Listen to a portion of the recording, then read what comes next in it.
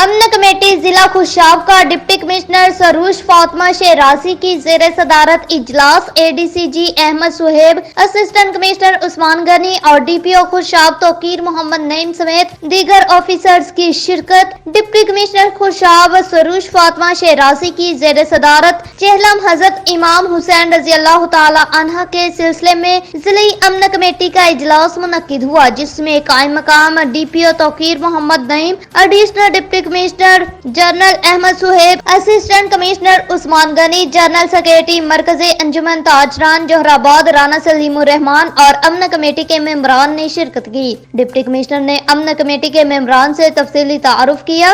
اجلاس میں امن امان کی مجموعی صورتحال کا جائزہ لیا گیا۔ اس موقع پر D P O Tauqeer Muhammad نعیم نے ڈپٹی کمشنر سروش فاطمہ شیرازی کو خوش آمدید کہا اور ان کا کہنا تھا کہ ضلع خوشاب امن کا گہوارہ ہے اور ہم سب نے مل کر امن امان کی اس فضا کو برقرار رکھنا ہے۔ انہوں نے کہا کہ امن امان کے قیام کے لیے امن کمیٹی کے ممبران اور علماء کرام نے جس طرح محرم الحرام میں کردار ادا کیا وہ لائق تحسین ہے۔ ڈپٹی کمشنر نے کہا کہ چہلم حضرت امام حسین کے جلوسوں میں منتظمین نے ضابطۂ اخلاق پر عمل درآمد یقینی بنائے۔